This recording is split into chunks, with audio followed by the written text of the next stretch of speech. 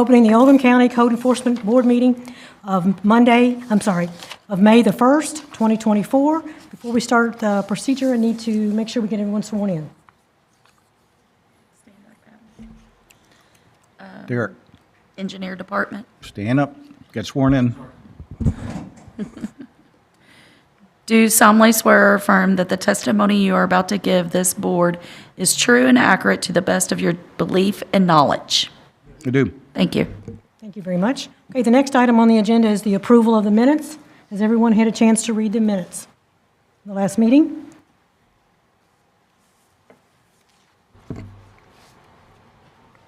I need a motion. Move to approve the minutes. Do I have a second? Yes. Oh, Dean's not here. Yeah. You get the second. He second, okay. All in favor, say aye. Aye. Okay, we have opposed nay. Okay, we-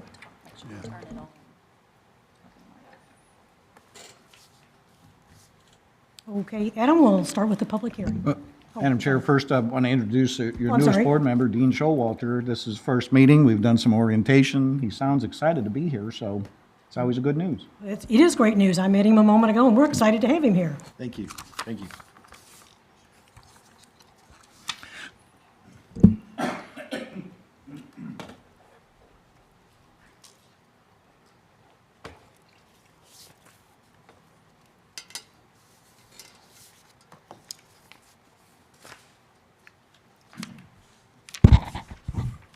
So our first case today is citation number 750. It's for 5604 Farmhouse Drive in Crestwood, Kentucky.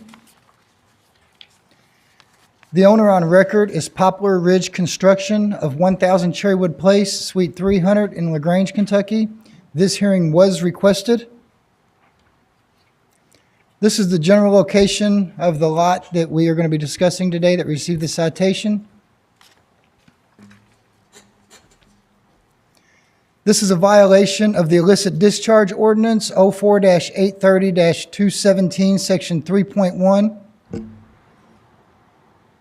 Illicit discharge. These are some photos taken by the Oldham County Engineering Department on February the 22nd of 2024. The picture on the left shows concrete in the drainage ditch area. The picture on the right, concrete washout within the road and curb and gutter entering the catch basin. Some more pictures. The picture on the left showing concrete washout within the road and curb and gutter entering the catch basin. The picture on the left, the concrete washout within the road and curb and gutter entering the catch basin. Two more pictures taken by Oldham County Engineering. Concrete picture on the left, the concrete washout within the road and gutter entering the catch basin. And the picture on the right, the concrete washout within the road and curb entering the catch basin. This is a notice of violation and referral for citation issued by the Oldham County Engineering Department on, I think they issued it on March the 6th of 24. This is a copy of the citation number 750 that was issued on March the 7th of 2024. It was sent by certified mail. It was signed for on March the 13th of 2024. I did receive a request for this hearing on March the 13th via email. I replied to the request on March the 15th and agreed to the request. He also asked for this to be postponed until today's hearing date, and there's a copy of that in there. That's all I've got for this one. Okay, do you have any witnesses? I do. So just procedurally, this is those speaking in favor of the code enforcement officer issuing the citation. Derek. Thank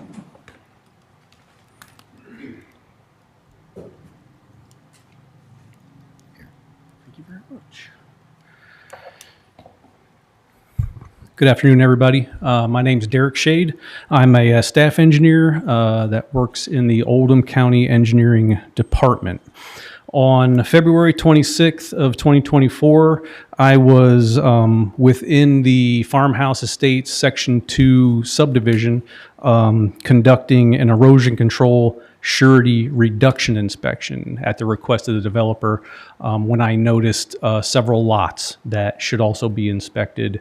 What drew my attention to them was erosion protection and sediment control measures that needed to be maintained, installed, or reinstalled. So after I was finished with the original reason why I was there, which was the erosion control surety reduction inspection, I shifted into individual lot inspections. 5604 Farmhouse Drive was one of those lots that I inspected that day. I had the similar photos to what the code enforcement officer just showed you. Basically, what you're observing here is concrete washout that appeared to be generated by Lot 16, which is 5604 Farmhouse Drive. And this may not be in your monitor in the front, but it is on the screen in the back, but there again. Oh, okay. Similar. I don't know, wasn't aware Jay, of it. if you can, there you go, he switched it. Okay. So as you can see in these photos, the concrete washout, which appeared to be generated by Lot 16, is traveling down the curb and gutter and enters the Oldham County storm sewer. Derek, can Yes. you explain briefly what concrete washout is? The code board isn't really familiar with that, but just for Okay. their benefit. Concrete washout is basically watered down concrete to the point where it is like a watery solution. It can be generated by several different activities that occur on a building lot. It can be generated by a concrete truck washing out its chute after pouring a foundation or after pouring a concrete driveway. It can be generated from your finishing crews that are doing finish work on a concrete driveway after they're cleaning their tools and stuff like that. Or it can also be generated as one of the finishing steps to a what do they call it? Excuse me a second. I just want to make sure I say the right thing.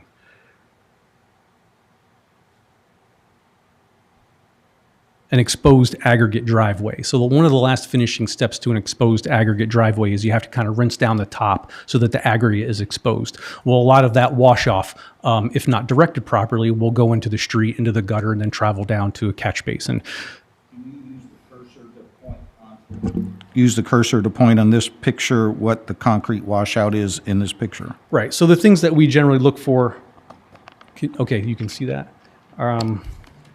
The things that we generally look for is this residue that remains from the concrete washout after it's dried. So you can see, my cursor's gone again. Oh. So you can see here the residue that's in the curb and gutter and also in the road. And it's traveling away from, or down the street, away from this sign right here. It's traveling in that direction toward the truck in the upper viewing screen. So you can see this is a better view of it. You can see a lot of the concrete washout residue is it right in front, immediately in front of the lot, and it's traveling down this way toward the cars, and the catch basin is down here. Here's another shot of it. And then it migrates down the curb and gutter here and eventually finds its way into this catch basin, which is the Oldham County storm sewer. Okay. So this is the general timeline that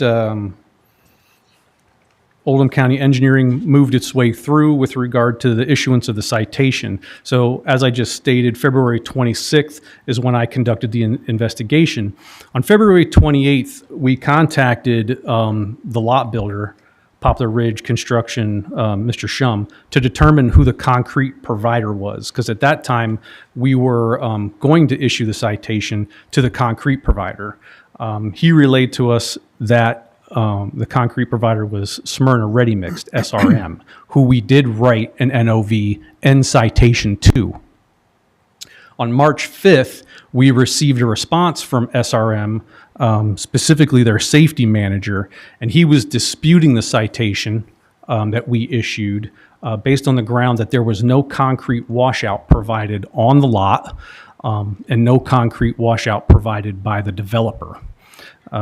He was also contending that the concrete washout could have resulted not from him washing his shootout, but from the finishing crew that was doing the driveway cleaning their tools. So because of a lot of these issues, Oldham County Engineering did not feel that we had the grounds to issue the citation to SRM. So on March 5th, later that day, we issued the citation to the individual lot builder and the building permittee, which was Poplar Ridge Construction, Mr. Shum. That's the end of my presentation, unless you have any questions for me. Okay, well, thank you very much. Yes, sir. Who actually, the concrete washout came from who? The concrete company? I don't think we ever really determined if it was from a concrete truck washing its shootout or from the aggregate driveway or from tools from the finishing crew. We do not know. So because of that, that's why we felt it was best to issue the citation to the building permittee. I'm not familiar with the actual code on that, but who's responsible for it? I mean, who is responsible for the final thing there? So I think in the opinion of the Oldham County Engineering Department, and I think the county engineer who's sitting over here will back me up on my answer, because the building permittee is ultimately responsible for the subcontractors on his site. I would say the building permittee. The building permittee, according to his building permit, is also responsible for furnishing a concrete washout. If you look at the building permit, they actually have to initial and acknowledge responsibility for installing all erosion protection measures and a concrete washout on their site. So that's why I feel confident in speaking for the engineering department. Jim, correct me if I'm wrong, that we felt it most prudent to issue the citation to the building permittee. Okay, I understand.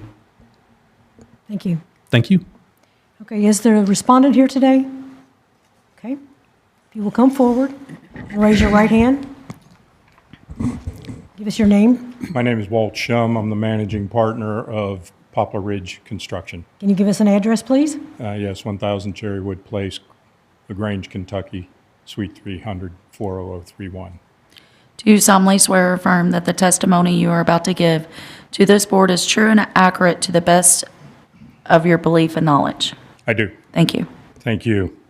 All right, I don't have the advantage of knowing all this technology, but they left it here. Thank you, Derek. Not much of what they've said I dispute. I've got a couple, and I brought my own presentation. I didn't know we were going to have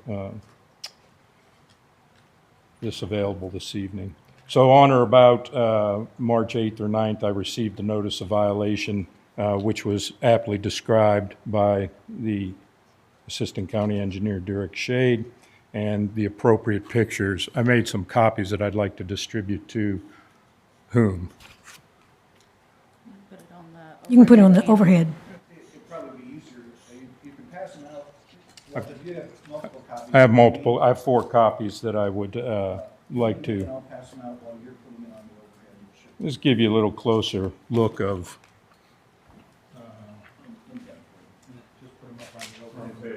Well, I think we can look at them right here if I can. Do I move the cursor to the appropriate picture? Okay, great. Thank you. So what do we do here? Oh, You'll have to turn it back. He had it on this. okay. You'll turn it back to that. Okay, on or about March 7th, I received a citation number 750 describing exactly what Mr. Shade has described. Ordinance number, I'm not going to read it. You have it. Pursuant to National Pollutant Discharge Elimination System Municipal Separate Storm Sewer System, MS4 program, illicit discharges to MS4 are defined as illegal. This is being done to identify both allowable and illegal stormwater discharges in a manner in the best interest of Oldham County. And I wondered what onerous thing I had done crashing the Exxon Valdez into my curb to deserve such a citation, because to me, this sounds like I've dumped a bunch of pollution into the stormwater system or the waterways of Kentucky. What I do dispute is that the county owns these facilities. I'm the developer. This is still in my hands. I own the roads, I own the curbs, I own the inlets, I own the rock checks, and I own the detention basin into which all this flows. I sat on the original study review committee when these ordinances were proposed. I was opposed to fines at that time, but it was explained to us in the committee and during the hearings that these fines were for persistent and neglectful individuals that would not comply with the ordinance.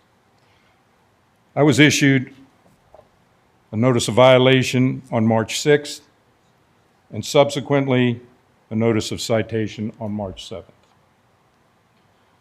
I'd like to share with you quickly what we've done and spent in respect to erosion control. And I'll put this one up under so the engineer can see it.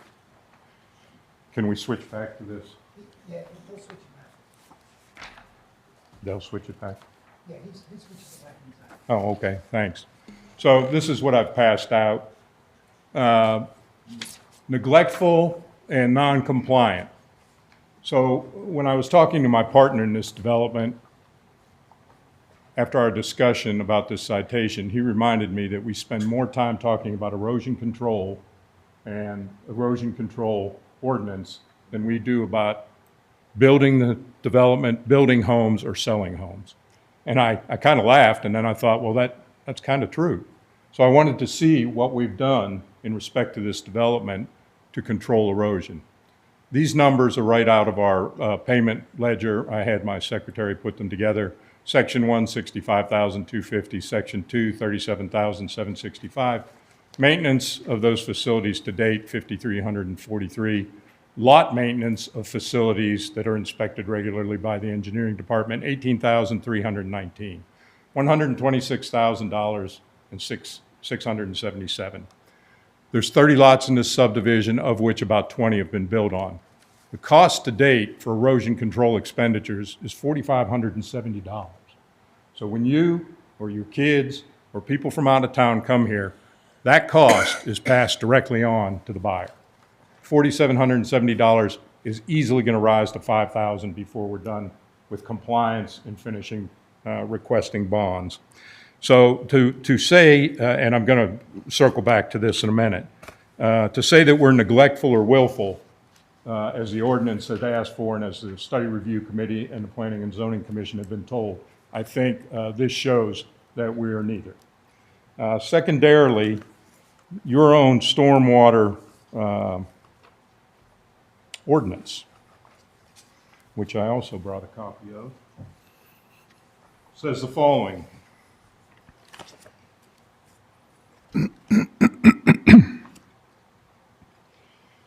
Number 2, enforcement mechanisms. The intent of this ordinance, it is the intent of this ordinance that a process of collaborative compliance be pursued when possible prior to enforcement measures. Let me try and move that over a little bit. B, violations may be enforced through the following measures: field correction notice, notice of violation, civil penalties. Go back to letter A. Process of collaborative compliance be pursued when possible prior to enforcement measures. I would like to call your attention back to this notice of violation dated March 6th, and this notice of the citation, March 7th. There was investigative period, which Mr. Shade elaborated on, between the inspection and the citation and the notice. I hardly think one day is enough time to work on the process of collaborative compliance. And while what he says is true, there was not a washout readily available because it had been bulldozed, unbeknownst to me, at some prior time, and I can't tell you how long it's been. But we typically have silt fence up to catch this material. In this instance, I'd like to go back to the monitor if I could, to this photo right here. This photo is of a newly poured exposed aggregate driveway. And a newly poured exposed aggregate driveway is produced by washing the entire cap off the cement, which generally runs into the adjacent yard, the road, the sewer, or whatever. Typically, there is a cover on that sewer grate, and there was not one at this time, which is my fault.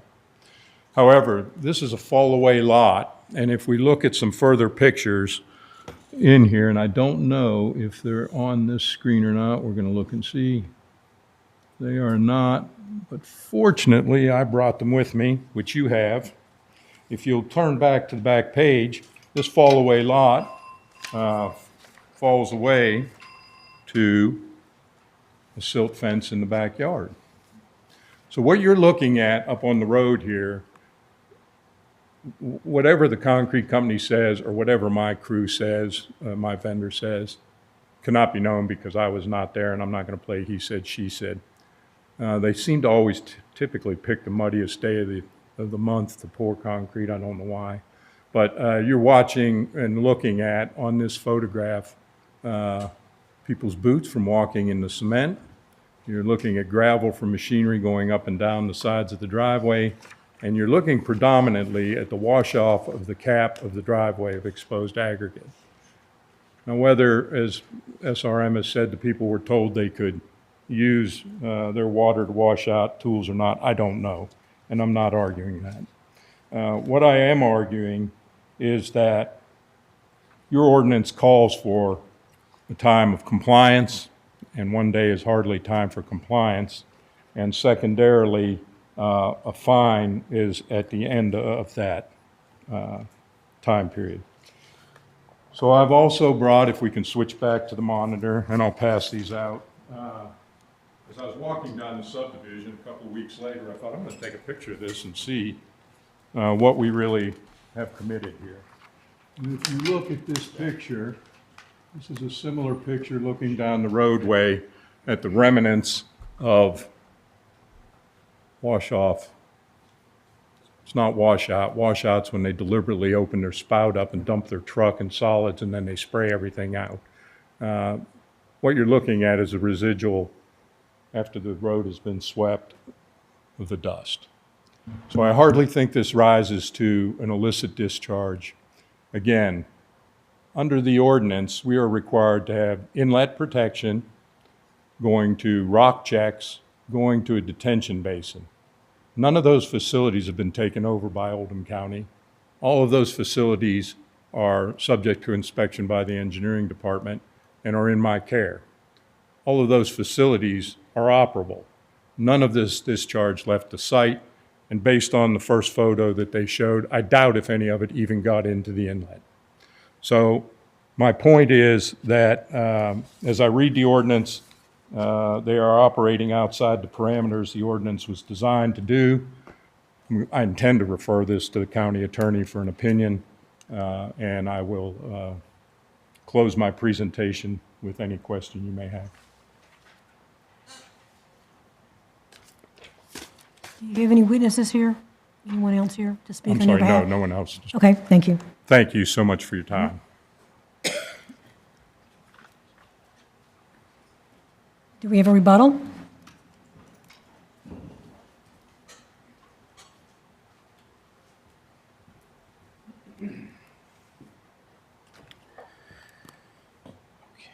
There's just a, can you still hear me? Okay. There's just a few points that I think we would like to discuss based on Mr. Shum's presentation. I think the first point that he has brought up that we have a difference of opinion about is who owns the storm sewer system. So since this subdivision has gone through a record plat, the right-of-way and all of the utilities within it have been properly dedicated to public use. In our opinion, that means the storm sewer system is owned by Oldham County. Now, there is a difference between ownership and who has maintenance responsibility. And I think what we're talking about now more is associated with the road in and of itself.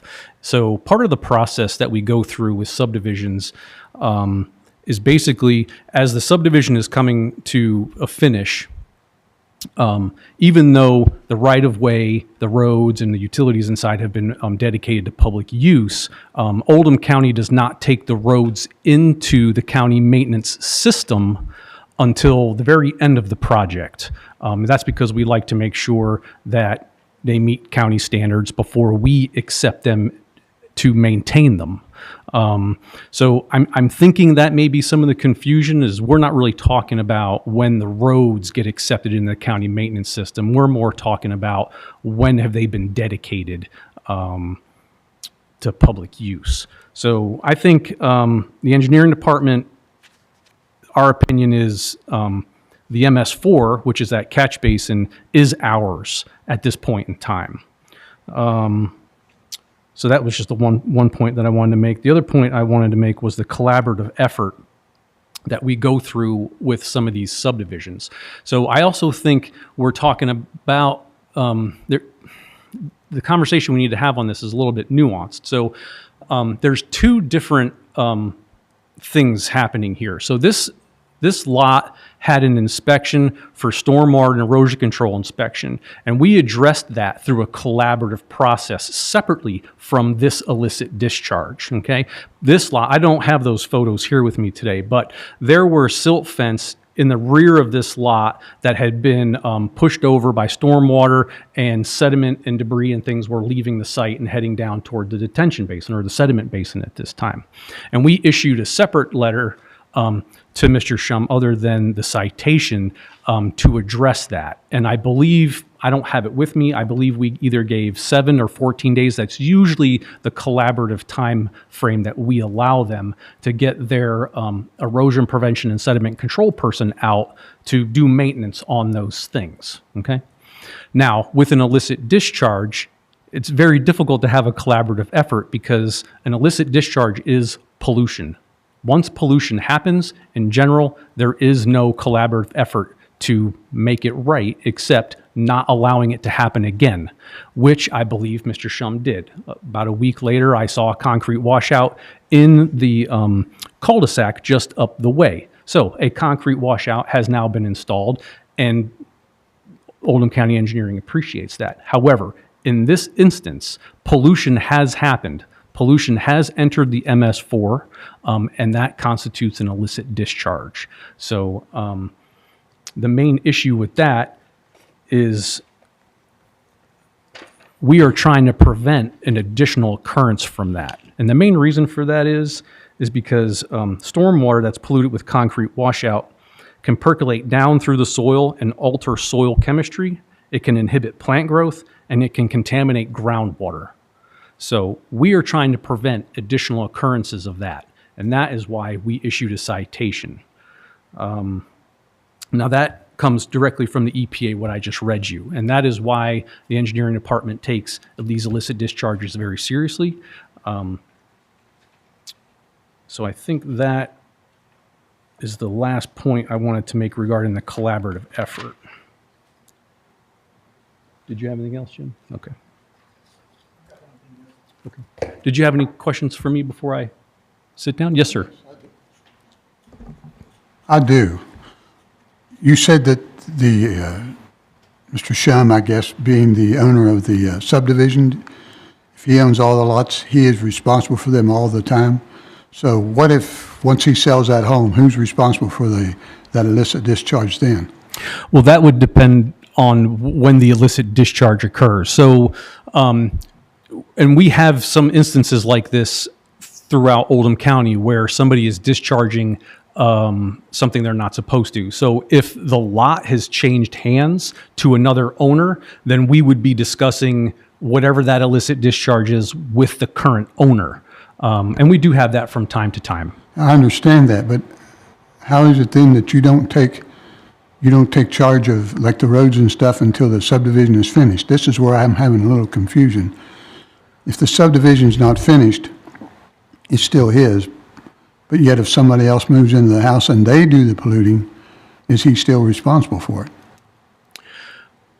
I'm not sure if I 100% answer your question, or I understand your question. So the lot can be finished before the subdivision can be finished. So when the lot is finished, usually the whole lot is stabilized, and there's minimal chance of erosion occurring and things like that. So the lot is no longer required to have erosion protection and sediment control measures, and there's usually not much of a reason for concrete washout to be found in and around the lot. So I'm not sure if I'm understanding your question. If something were to happen on that lot that is now owned by someone else, I mean, I'm going to speculate here for a second. Let's say they're putting a pool in, and the new homeowner, we find, concrete washout or some type of non-stormwater discharge somewhere. We would be then working with that lot owner, not Mr. Shum, who no longer owns the lot, regarding that illicit discharge. I think your question was more basic than that, is the road, when a subdivision plan goes to record, there are certain things that have already been completed, certain elements of constructing the road, let's say without the final coat of asphalt, and they bond that. But when it goes to record on the record plat, it says public right-of-way or dedicated to public use. That, Derek explained that. So I think your question is, well, it's not finished, and that's true because the developer has bonded the balance of the public improvements. But essentially, it is outside of the ownership of individual lots. Okay. Dewey, is that what you were really kind of trying to? Well, yes, but I'm just trying to establish who's responsible when. I mean, at what point does the county has said that when they take the whole subdivision in, I understand that very easily, but they haven't taken this whole subdivision in yet. Well, again, the record plat showing it for public use becomes the responsibility ultimately of the county. And that's what the violation is. If all of this concrete was on a private piece of property and it wasn't going anywhere, we wouldn't be here. Correct. Okay, I Correct. understand that. Okay, that Correct. makes it clear. Yeah. I have a quick question. Yes, sir. Now, we've had several cases in front of us for illicit discharge with concrete, and some of those were very cut and dry because there was mounds of concrete that were obvious, going down the drain. This one looks a little light on the amount that's being washed away. And so the question I have is there a point that the illicit discharge is small enough to not warrant a citation? So, I mean, my immediate answer would be no, because the definition of an illicit discharge is a non-stormwater discharge. So technically, an illicit discharge is any stormwater discharge that contains some type of pollutant. It doesn't necessarily have to be concrete. Do you want to answer? Go ahead. Jim Silliman, County Engineer, 100 West Jefferson Street. Through the process over the years of working with the erosion control and illicit discharge, we found that because the concrete wash and concrete operations are evidenced, it's observable. And the pollutant qualities or detriments that Mr. Shade mentioned, that's something we identify, and we don't dive so deep as to try and measure, because I don't know that we could measure.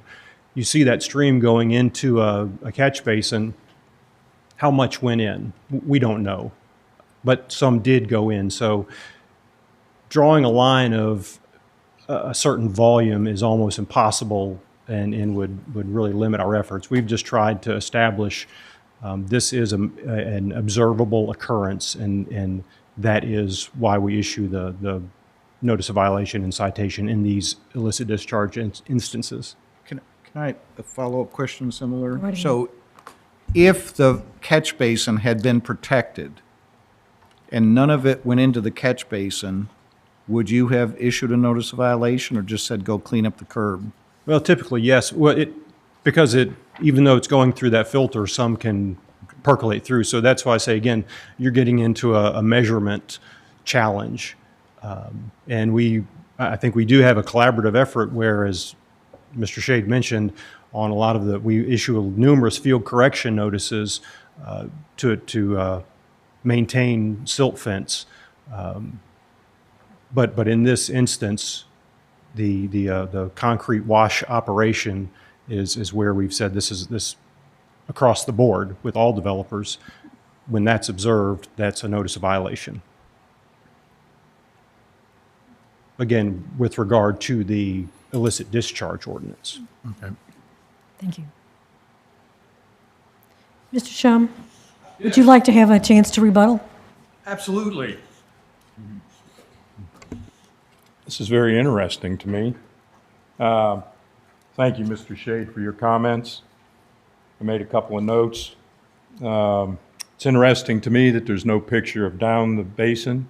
It appears to me like whatever hit the road stopped at the basin because it's approximately an inch up to the lip of the basin. Secondarily, there's a rock check behind the basin that we're responsible to clean out. No picture of that. And thirdly, there's a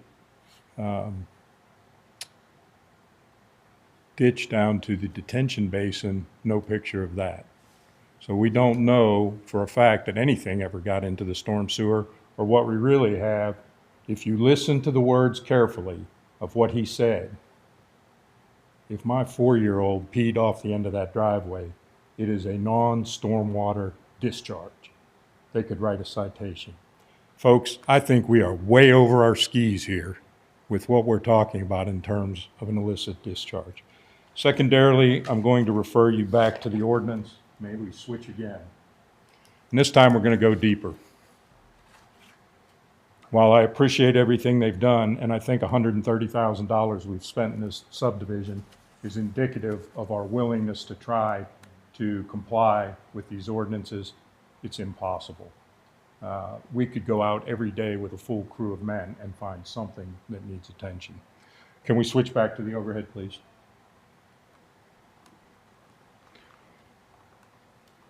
Two enforcement mechanisms. We're going to go right back to it. It is the intent of this ordinance that a process of collaborative compliance be pursued when possible prior to enforcement measures. Violations may be enforced through any of the following measures: field correction notice, notice of violation, civil penalties, permit, suspension, stop work order. 6, proceedings of law. Letter C, the enforcement measures implemented in the order presented in the above paragraph B shall constitute the standard practice for escalating a collaborative enforcement process to be implemented by the county. Items 1 and 2 of paragraph B did not occur.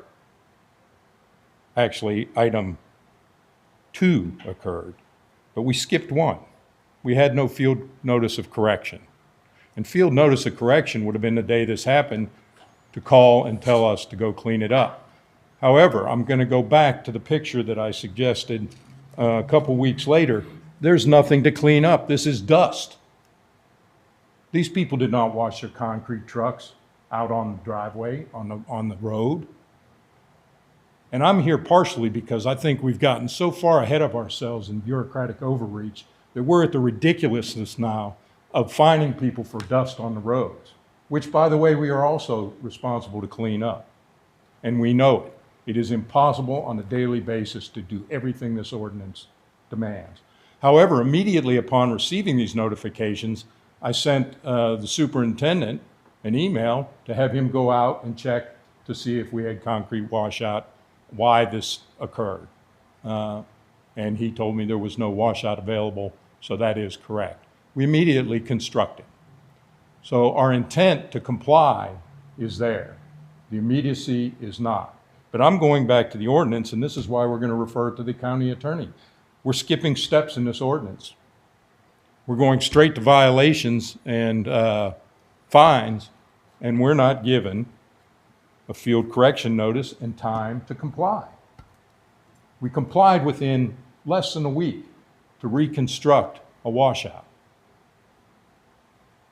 But this notice of violation and this civil penalty do not give me an opportunity that's afforded under this ordinance.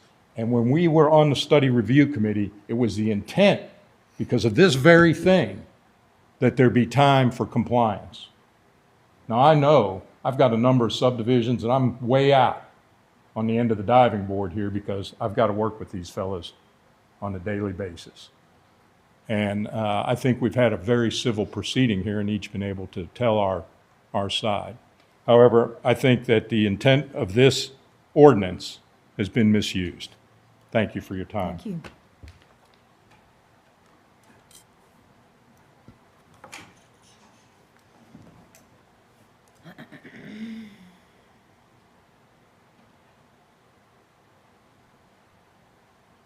Does the board have any questions at this time of either individual?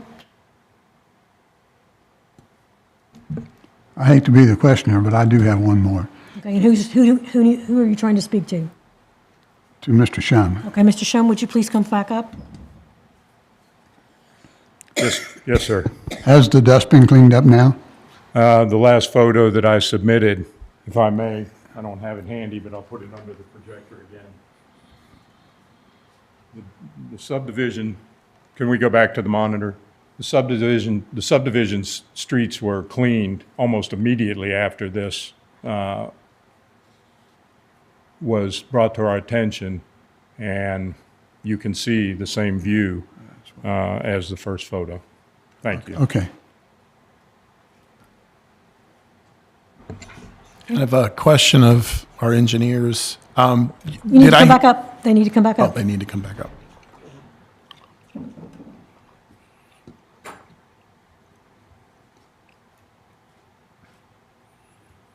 Yes, sir.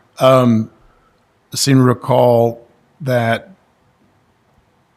I can't remember if it was which one of you that said it, but correct me if I'm wrong, that you guys did go back out there and check to make sure there was a fence up, a silt fence. That's correct. When did you go back to check? I don't, so because we separated the two issues, one being an illicit discharge and one being erosion sediment control, I don't recall the amount of time frame, but we usually give between 7 and 14 days before we go do a reinspection so that we can allow either the individual lot builder or the subdivision developer to take corrective action. So it is possible that he could have put the fence up when he was saying within a few days. I think that's what he was saying. It is possible that happened to correct the violation. Well, the violation we're talking about today is an illicit discharge. So there's no corrective action that can be taken once you pollute something. Once the pollution has occurred, that's the violation. The only corrective action that could have been taken is to prevent future illicit discharges, which I believe he did. He put a concrete washout up on the upper cul-de-sac. So the corrective action to prevent additional illicit discharges, yes, I would agree with, but there's no corrective action that can be taken to mitigate what concrete washout does to its environment. Like I said, per the EPA, it gets into the soil, it inhibits growth. If it finds its way to a waterway, it kills what's living there. I have a question. I want to ask you, do you have a timeline to when you issued your Excuse me. communication? Can you talk into the mic, please? Yes. Do you have a documented timeline to where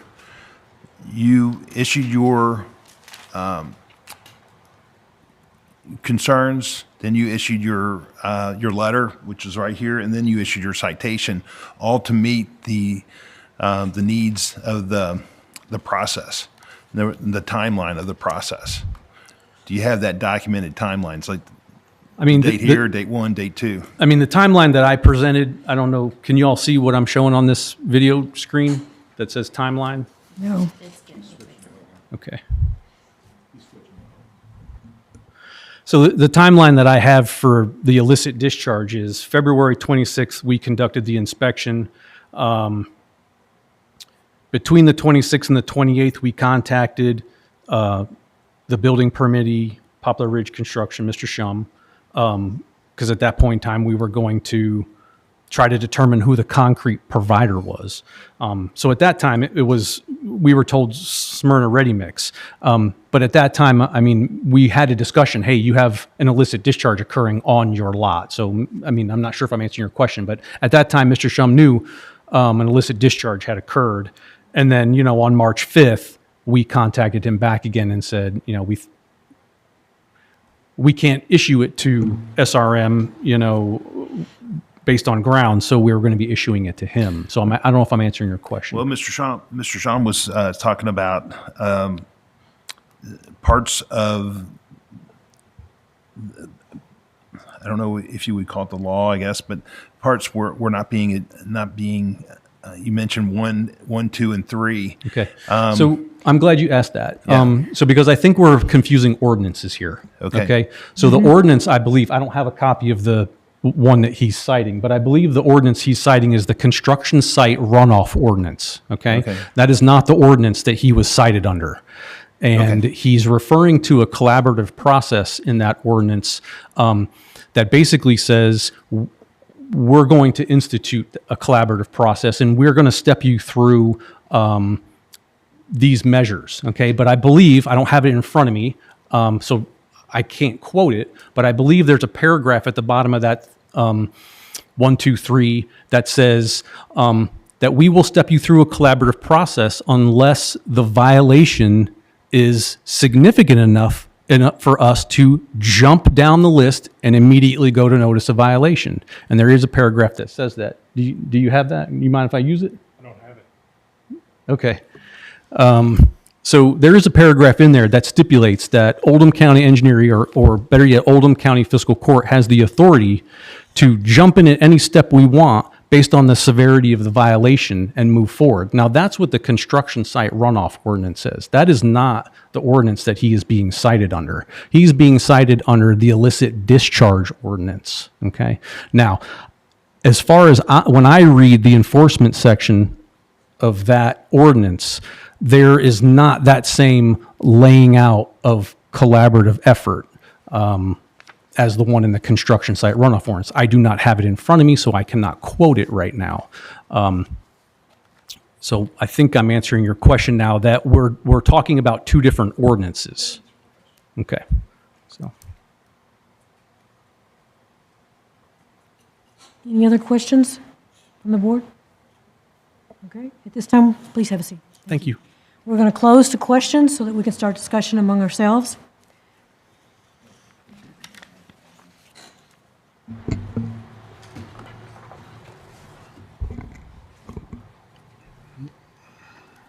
And then we're going to start with the motions. Is there any discussion among ourselves, excuse me? Yeah, This is the illicit. I think I do have discussion. I'm just formulating it in my head right now. I don't know quite how to approach it. Because looking at the pictures, it doesn't look like something egregious. Now, we've seen egregious, and I understand the ordinance and the EPA and a zero tolerance policy for pollution. I'm going to say you got to be careful not to testify because I don't know that we're here to judge a severity. Your question is, was there a violation? Well, it's more or less trying to work through, not testifying per se, is just, this is where my brain is on whether there was a violation. Yeah, so that's good. So, but again, judging the severity isn't, was there a violation is really the question.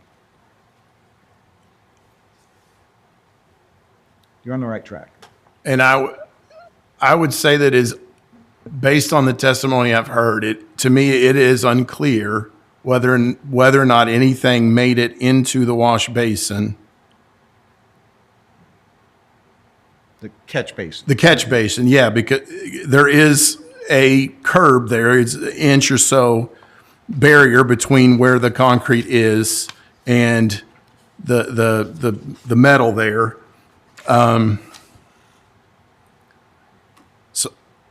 So I don't know that I'm sold on that there was a violation. Is really what I'm going with. And I don't think we're at the point, I'm sorry. Talk in the microphone. I'm sorry, I don't think we're at the point where we've either determined whether there is a violation or there's not, but I think we have to look at the photos that if there was a discharge and it was not into a basin, is that the illicit portion? And that's the part I'm understanding. But if you can clean it up, I mean, it's obvious that on that road, it's not stuck to the road. It looks like it can be cleaned. I would think the concrete it doesn't float. So to me, it seems like in this curb area, it looks like it would be limited to that area is the way I'm looking at it. I understand that argument, but we do not know whether the owner did go immediately then and clean it up before the citation was written. I mean, when the engineer found the illicit or found the discharge, there was no one right there to clean it up. So the discharge did take place. But we don't know that it actually went in to the storm basin. Is that the part that limits, is the part that makes it illicit, or is it the part that it was a discharge? I don't see, I mean, the point of it being a discharge is that it can get in the groundwater and then get soil, can kill plant life and animals and things like that. If it's on the road, then I don't know that fits that bill. I think we're getting into dangerous territory where we're starting to speculate as to what the ordinance might define or limit. So it'd be my suggestion that we table the matter until we can get a copy of the ordinance in front of us. Great suggestion. I'll make a motion that we table the matter. We have a until- motion to make, do I have a second? Second. Okay, we have a motion to table until we have a copy of the ordinance. Okay, So it'll be tabled to the next meeting. The next meeting that we have.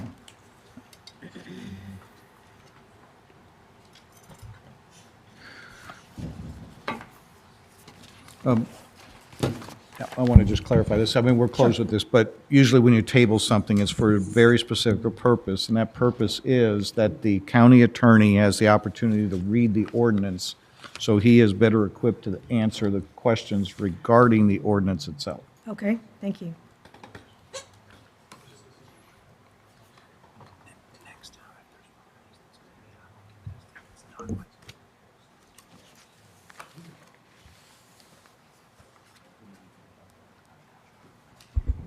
Okay, for the next case on the agenda, I believe it was the citation number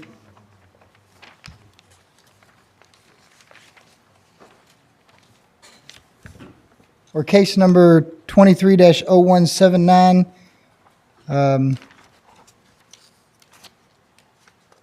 Citation number 753. I would like to, can we move that one down one because they're not here. We do have Jerry Hughes here for the case behind that. Okay.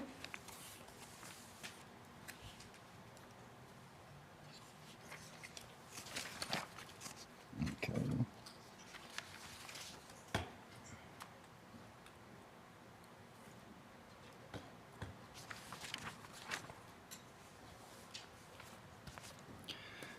So for our next case, it will be citation number 754, which is 6023 Francis Avenue in Crestwood, Kentucky. The owner on record is Jerry Hughes of 6023 Francis Avenue, Crestwood. This hearing was not requested. This is the general location of the property owned by Mr. Hughes. It's at the very end of Francis Avenue. This is a violation of the Oldham County zoning ordinance, permitted uses, R2 permitted uses. Back on September 12th of 1995, he had a conditions for a continuation of a non-conforming use junkyard. I do believe you all have a copy of this in your packet. There should have been a copy of it in your packet.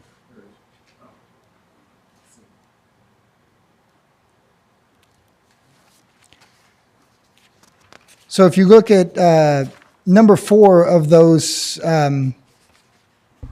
of that, it says no vehicle may be stored outside the fenced area or along the roadway. These are some photos taken March 20th of 2024. The picture on the left, you can see vehicles and junk that were outside of the fenced area. Same thing with the picture on the right, vehicles, equipment, boats, and junk outside of the fenced area.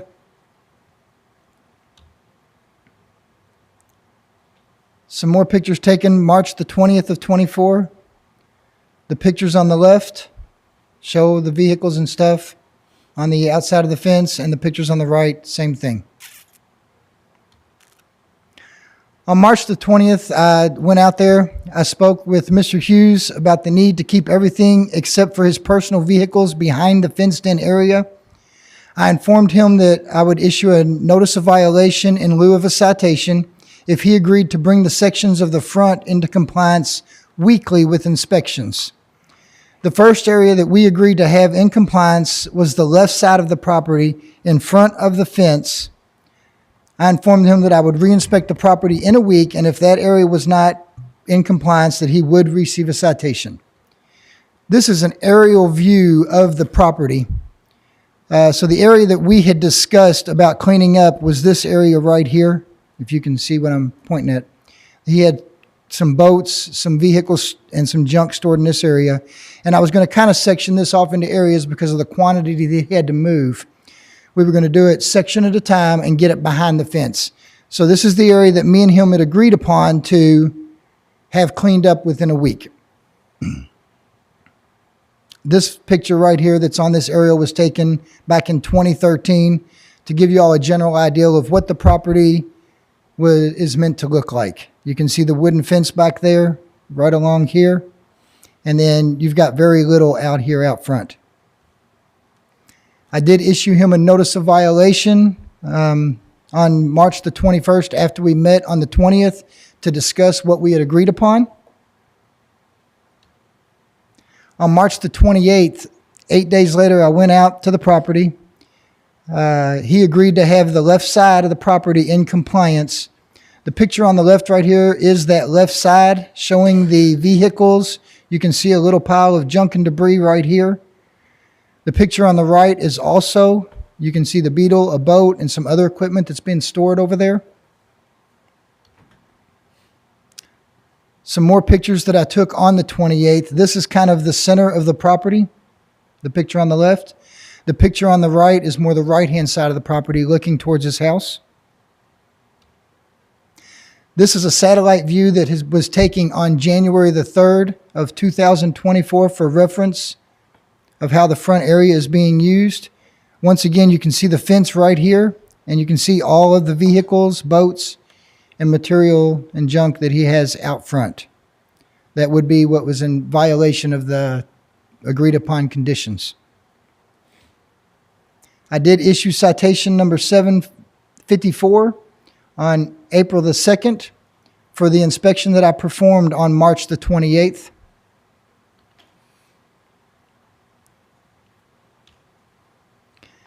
I mailed the citation via regular mail, and I also posted one, and you can see where it was posted at the entrance to his house right here. I did go out there on April the 30th yesterday, and this is the current conditions of the property. He was home. I did talk to him.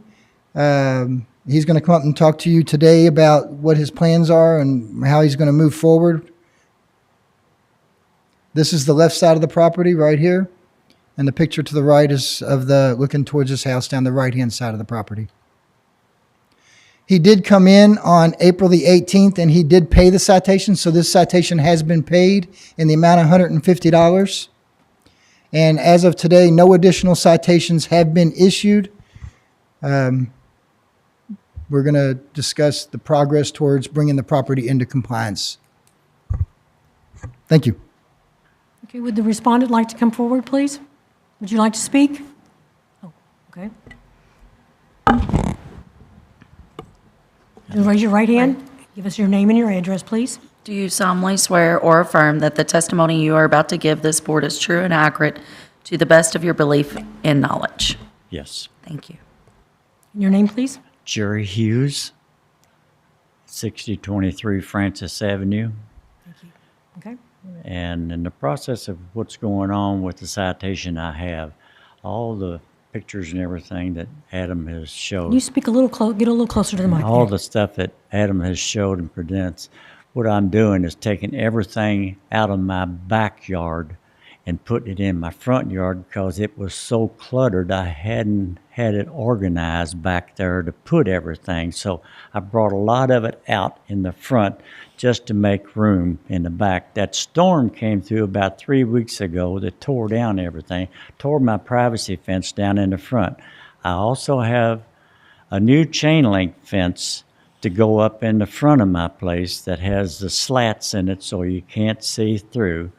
I had the 811 people come out there yesterday and today and put the marking lines to where I can put the poles back in the concrete, it's all rock down there, it's a shelf, and I think I got to drill into the rock to put the poles to support the fence. So that's in the process, but meanwhile, I've been in the back of my place taking stuff out, trying to make room to get this clutter that I got in the front, in the back. And that's where I'm at now. My son lives in Lexington. He's come down to help me. I have quit my job driving a dump truck during the day because driving it 10 hours a day, I don't really have time to come home and work in my yard. And so now I have quit my job to work in my yard. So basically right now, I need a little bit more time to finish what I'm doing, and I'll keep my personal vehicles in the front. As far as my boats and my other stuff, I'll move in behind the fence and try to clean up what I got, and that's where I'm at today. Okay. All right. Would you just have a seat? Thank you. Do you have any respondent? Nothing? Okay. Does anybody have any questions from either gentleman? I got a question real quick. Sure.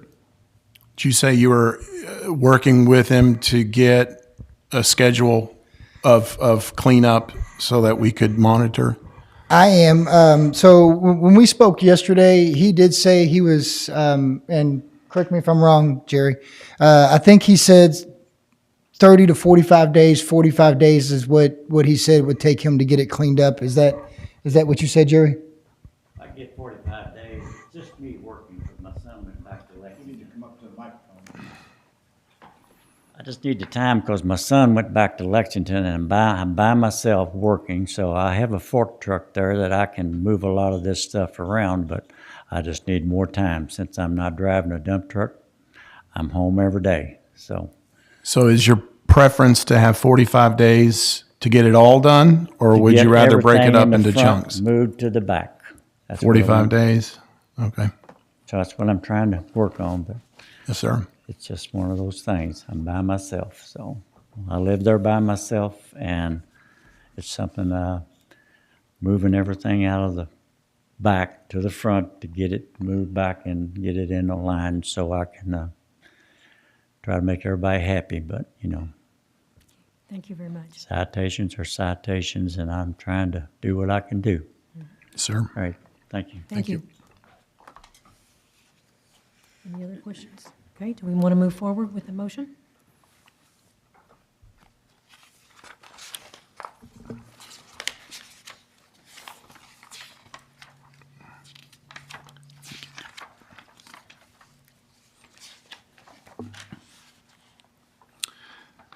So I would like to make a motion that the citation was issued properly on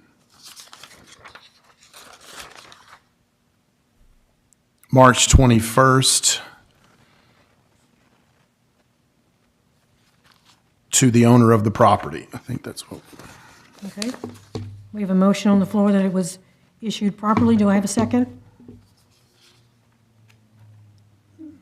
I'll second the motion that it was issued properly. I mean, Thank you.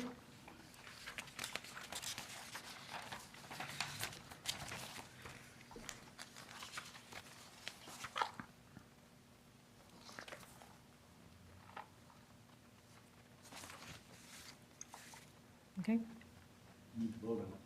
Oh, I'm sorry. All in favor, say aye. Aye. Aye. Opposed, nay. Motion carried.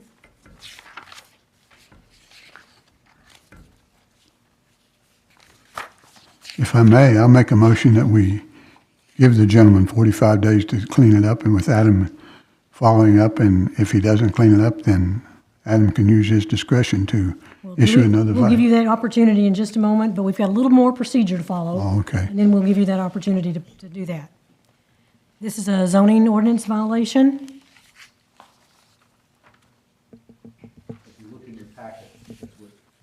Okay, there's a motion, there's a path that we're following.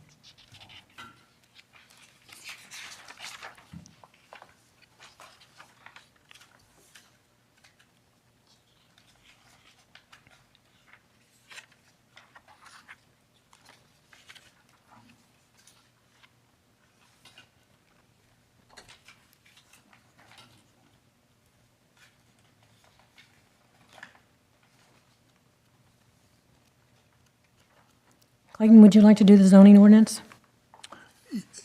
I will. Let me. Okay.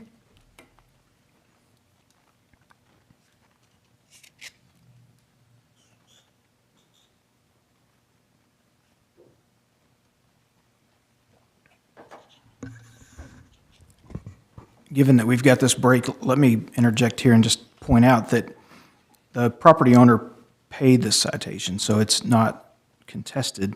So much of this procedural display is unnecessary. So effectively, the board has very little to do Okay. with this case. It would be maybe helpful and beneficial to discuss how much time Adam should give him before he writes the next citation or considers the next citation. I think that's probably where we were headed, is what kind of grace the board wants to show property owner so that we're not hitting him multiple times when he's making legitimate efforts to address the problem.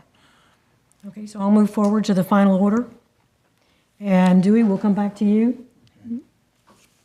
Again, I make a motion that we give the gentleman 45 days to comply with the ordinance.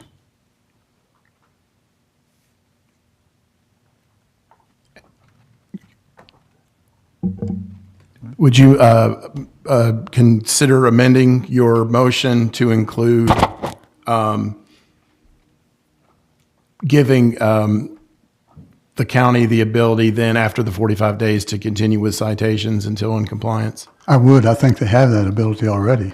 But anyway, I'll include that in my motion that if in Adam's opinion it's not cleaned up after 45 days, he can issue another citation. I second that. Okay, we have a second. Okay, we have a motion on the floor that 45 days to comply with the orders. If it's not completed in 45 days, then the additional citation could be written. Okay, we have a vote. All in favor say aye. Aye. Aye. Opposed, nay. Okay. Motion carries.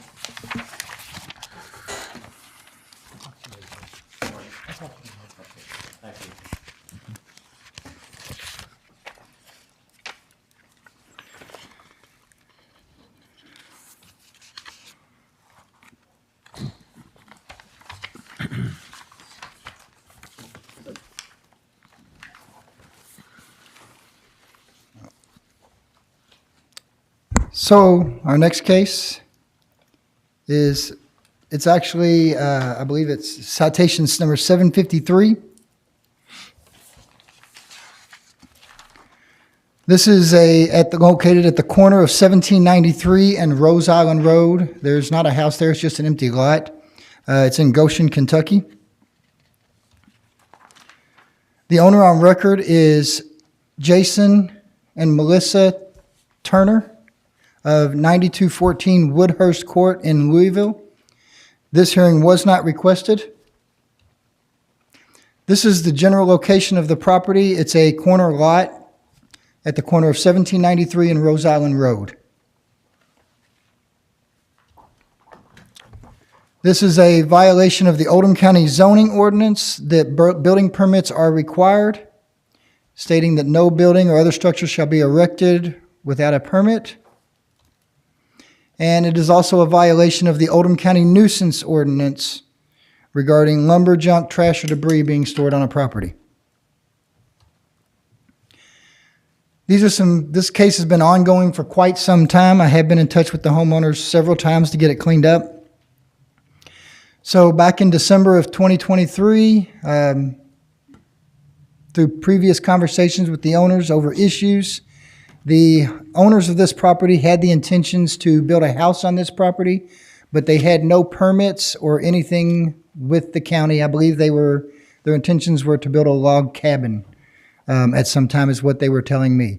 So the picture on the left, you can see piles of lumber and stuff, and then cabinets. The picture on the right, you've got the cabinets, wood, junk, debris, and then the container, which is where the violation of needing a building permit came into play because of the size of the container. He was going to use it like a storage shed, but didn't have a permit for it. So on February the 13th of 2024, I spoke with the owner, informed him that he needed to remove the debris from the property and that the container had to either get a permit and be placed on the property according to the building regulations or had to be removed from the property. The picture on the left, there was still lumber that was improperly stored on the property. The picture on the right, you can see the container on the property right up against the roadway. On March the 11th, you still had lumber that needed to be properly being stored on the property, and there was still a container that was in violation with no permit. I did issue a notice of violation on March the 12th of 24. On March the 26th of 24, I went out and there was really no change in the property. The lumber still scattered all over the property and the container was still there. I issued citation number 753 on March the 27th. The citation was mailed to the owner's address on record. He then, from speaking with him on the phone, he asked me to mail a copy of that to where he had recently moved to, which was 3018 Belknap Beach. So I mailed a copy of the citation there, and I called him and confirmed that he did receive that citation. This is a copy of citation 753. This is a picture of the current condition. He did receive a fine in the amount of $150 that has not been paid. I was out there, I think it was 2 days ago. He does have a dumpster on site to pick up the trash and lumber that was not being properly stored off of the property. The dumpster was still there. The picture on the right, you can see that the container has been moved, so it is no longer there. It does appear that the property currently is in compliance. The only thing is the citation has not been paid.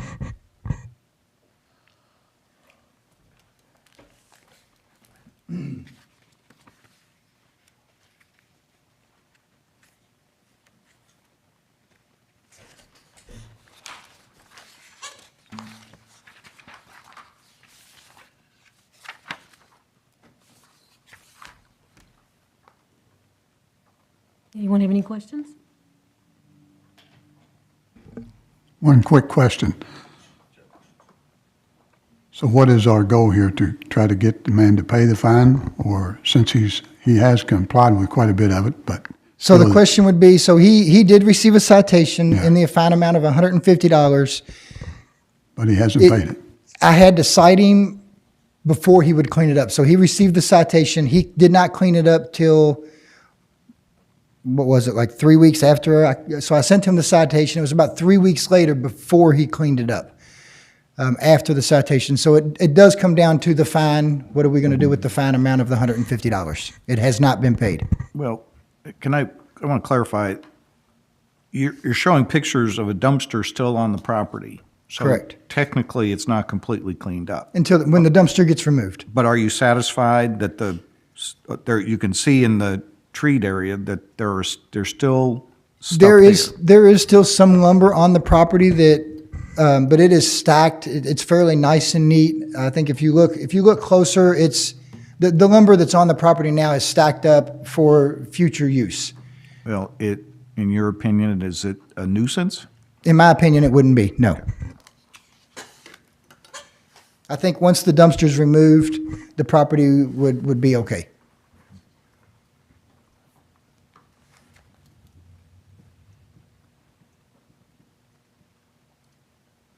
So the question is, again, we're right back. Do we want to enforce the citation, or do we want to allow the citation to forgive the citation? That's correct. And it appears that he is trying to do the right thing. As of today, yes. He has made the movement towards doing the right thing, correct. Although it was only upon issuance of a citation and a trip to the code board and a fine. I would like to make a motion that we table this for another 30 days to see what he does with the rest of his stuff. Because he has not completely complied, because the dumpster is still there with the stuff on it. He's 3 days late. His payment due was April 27th. Yes, again, that's a decision we have to make whether Let we, me pause it for just a second. And a motion to table, it kind of, Robert's rules, you go to some point. But I don't think procedurally we've said, is there, We're not there yet. was the citation issued properly? I think we have to go through those before you get to that decision. So we're going to probably get back where you were again, but procedurally, let's go the rest of the stuff. So if I'll make a motion that the citation was issued properly. well, you got to withdraw your original Yeah, one. withdraw the other one. Yeah, first, just. and Okay, then- I withdraw the motion to table There you go. the issue, and I make a motion that the citation was issued properly. Do we have a second? Second.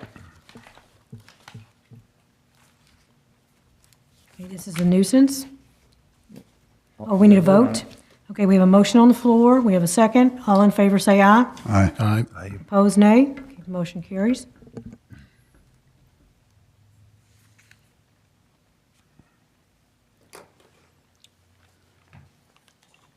Are you going to do the nuisance portion? I'll make a motion that we table the issue. No, we're not there yet. We need to follow the process. Oh, I'm sorry.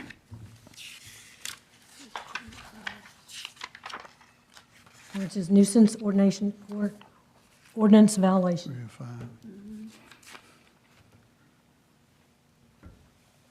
Yeah, see what I've got.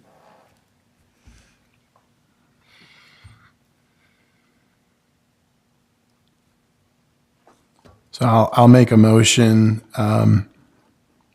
that the condition of the premises is detrimental to the property of others and it can cause substantial diminution in the value of other properties. The storage of any of because there was storage of junk, lumber, trash debris in a storage container. And that this was observed by the officer on March 12th. Full stop. Okay, do I have a second? I'll second the motion. Okay, we have a motion on the floor and a second that the condition of the use of the premises was detrimental to the property of others. We have a vote. All in favor say aye. Aye. Opposed, nay. Motion carries. can we have a discussion on this third point before we go making the motion? The items that, for me, the facts that are before us, right? He didn't start cleaning it, the property owner didn't start cleaning until after the citation was issued. So that indicates to me that not taking this serious until you actually have to start getting hit with money.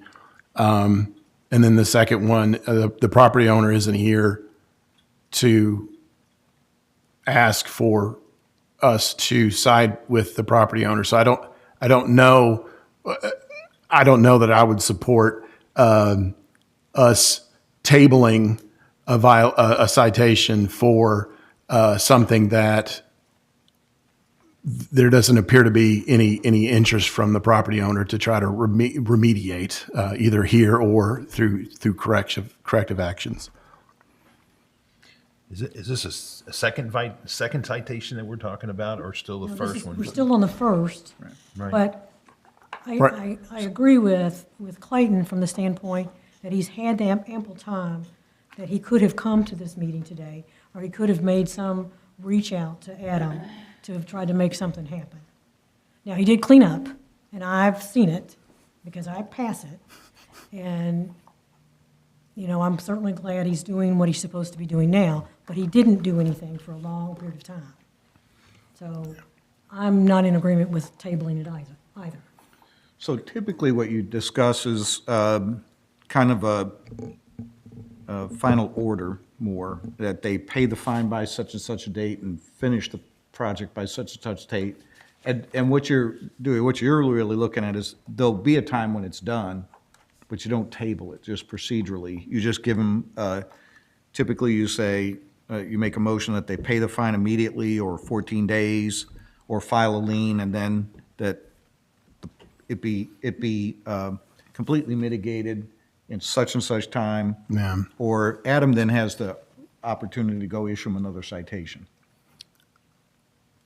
So that's typically what we do. Well, and in this instance, I would say the citation is due.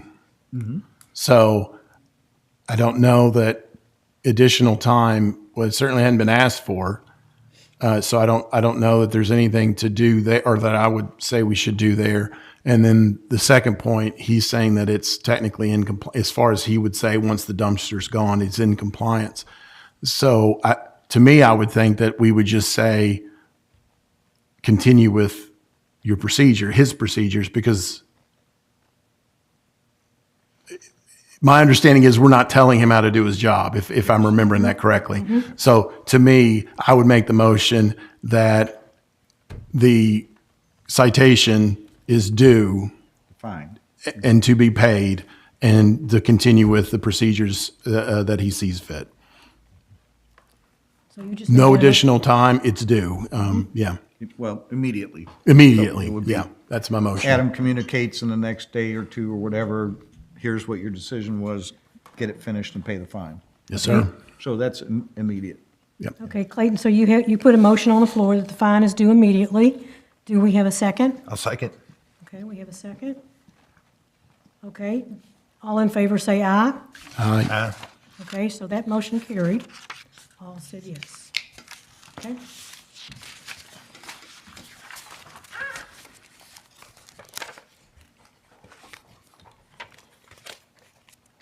So that does it for the cases today. We do have one old business. So this is the final order that you all issued for 5008 Harvest Drive. Y'all, you all issued this order on the hearing at March the 6th. I delivered the final order to them on March the 15th of 24. This was 5008 Harvest Drive. They had the pool company, Phoenix Pools, and had all the junk and debris up there. In the final order, you all gave them, what does it say? I think you all gave them till March the 15th to have the property in compliance. I want you all to understand it wasn't in compliance by March the 15th. They did go through approximately 6 dumpsters of material hauled out of the site. So it currently is in compliance today. The picture on the left was the picture taken February the 14th of '24. I was up there on April the 29th, and you can see all the junk and debris has been removed from the property. The only thing that remains, again, a picture on the left showing some junk and debris, the 2 vehicles. The only 2 vehicles that remain there are the white vehicle and the black truck. Both of those were personal vehicles. They were not business vehicles. They do run, they said. They belong to their son. Their intentions are to fix them up, but they said they run. They're registered. Again, I can't tell. But they do not appear to be in violation the way that they're sitting there. The property does appear to be in compliance. The one issue that we do have, the fine of the $1,000 has not been paid as of today. I don't believe you all, I think you all did set something in the final order, so on the last time, but I believe that this one will require to have a lien placed on the property. In the final order, I think you all gave them 30 days to pay the $1,000. Well, held but there was, $1,400. but there was money held in abeyance. $1,400 held in abeyance. So it's, the $1,000 total fine due. is $2,400. Correct. They did not pay the $1,000. Yeah.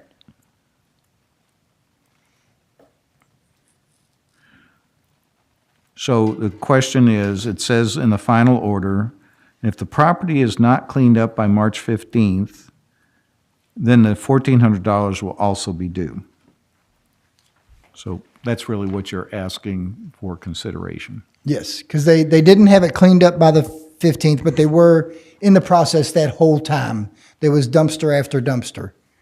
A dumpster takes ballpark of 5 to 6 days by the time you get one in, get it full, get it hauled out, have to wait for another one. And they did go through 5 or 6 dumpsters that I witnessed myself. So it took them an extended period of time, but it was constant work. Did they come to the hearing? No, they have never come to the hearing. Have you been in conversation with them about paying the fine? I have. So last time I spoke to her a couple weeks ago, and she said she never received the final order. So I have mailed her out an additional final order.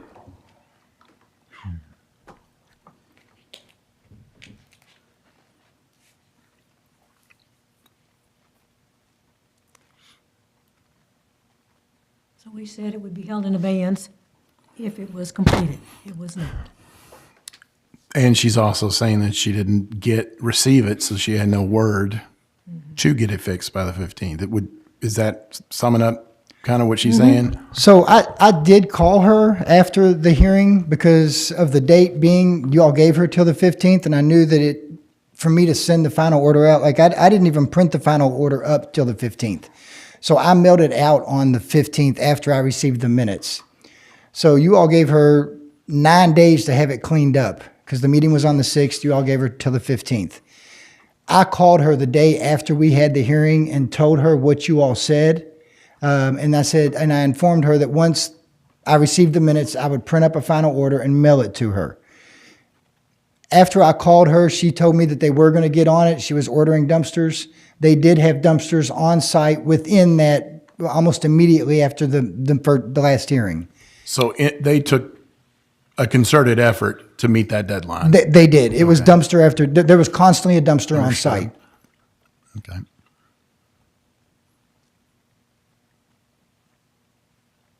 So then the question is what do we do with the $1,400? And I would say that substantially they met what we asked them to do, even though they didn't meet that deadline. And I do recognize that was a turn for them. But to me, I really like that they didn't even wait for the citation to be mailed to them before they started making an effort. So I would be of the opinion.